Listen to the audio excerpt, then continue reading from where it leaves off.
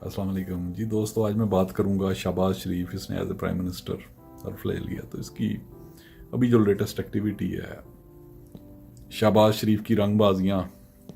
आते ही चीनी की कीमत 9 रुपये बढ़ा दी, किसी को कानो कान खबर नहीं हुई। फिर सुबह दफ्तरों का टाइम 8 बजे का कर दिया, बहुत स्पीडीली, इसलिए कि इन लोगों के मकसूद चपड़ासी के अकाउंट दोबारा खरबों और उसमें जमा हो सके, so they can do corruption very rapidly.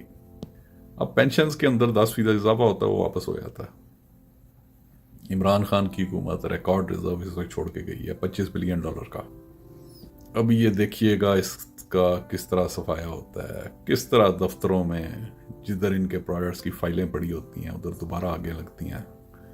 Imran Khan के दौर में कोई आग नहीं थी लगी। इनका जिधर टारगेट भी वो करता था, आग इतनी सियानी थी। LDA का रिकॉर्ड हो, इनकी साफ पानी कंपनियों का रिकॉर्ड हो, आग उन्हीं कमरों में जाके लगती थी।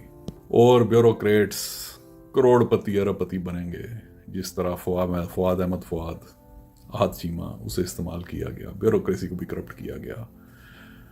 और पाकिस्तान को, पंजाब का बजट, जिसका बेशतर बजट 60-70% लाहौर में ही लगा दिया गया, उसमें ही झोंक दिया गया इंतहाई फजूल प्रोजेक्ट्स के अंदर। ऑरेंज ट्रेन, जिसमें पाकिस्तान की नस्लें मकरूज हो गई, तकरीबन $300 बिलियन का प्रोजेक्ट, बिलियन रुपीस का प्रोजेक्ट। एक सफ़ेद हाथी, एक यूजलेस प्रोजेक्ट, जिसके ऊपर हुकूमत को रोज़ का करोड़ों रुपए का नुकसान हो रहा है। हालांकि कोई ट्रांसपोर्टेशन की एडिशनल ज़रूरत नहीं थी, ऑलरेडी मेट्रोज बनी हुई थी, सड़कों को पुट के दोबारा बनाया गया। एक खूबसूरत तरीन शहर होता था लाहौर, उसका बेड़ा गर्क किया गया। अब मीडिया आपको बताएगा बड़ा ज़बरदस्त एडमिनिस्ट्रेटर, बहुत से टोकरा साफी लफाफा साफी हमेशा गर्दानेंगे, बहुत ज़बरदस्त एडमिनिस्ट्रेटर। ठीक है, उस्मान बुज़दार, मैं उसका फ़ैन नहीं हूँ, I am not fan of Usman Buzdar, मगर एक चीज़ उसने बेहतर की कि उसने पाकिस्तान के ख़जाने पे बोझ नहीं डाला, मकरूज नहीं किया। फजूल प्रोजेक्ट्स के ऊपर उसने पैसे खर्च नहीं किए। इसका नंदीपुर प्रोजेक्ट देख लें, फेलियर, उसके अंदर आगे उसके रिकॉर्ड को आग लगा दी जाती है। इनके पिछले दौर के अंदर पाकिस्तान के ऊपर जितना कर्जा चढ़ा, वो पाकिस्तान की पूरी हिस्ट्री में नहीं था चढ़ा।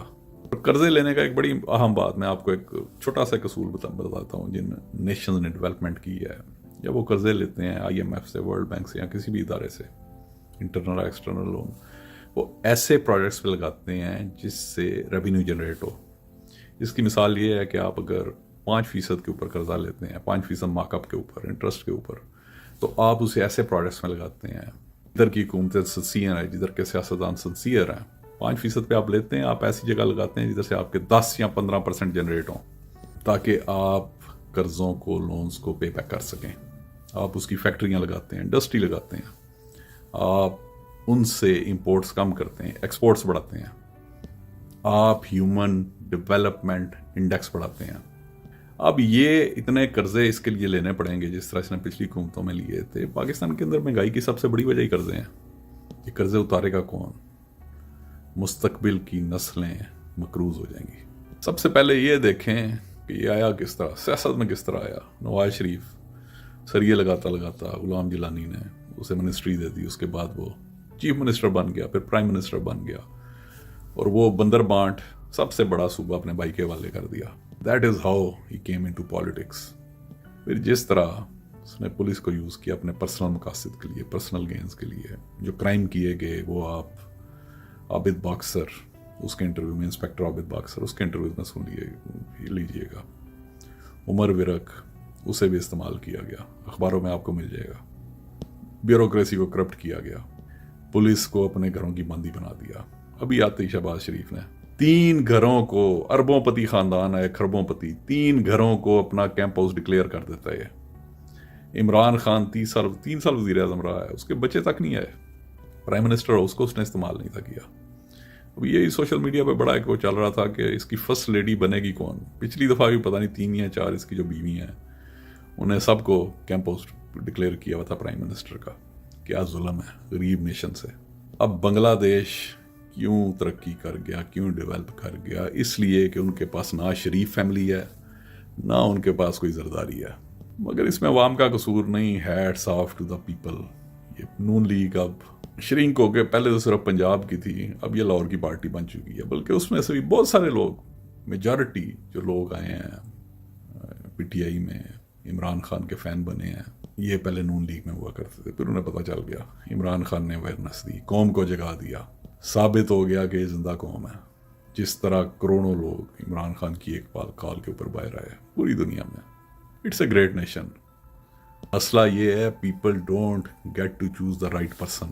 جو بھی الیکشن پروسیس میں آتے ہیں ان دونوں میں سے دونوں کے اس طرح کے ہوتے ہیں کہ وہ اب اس میں کیا کرے.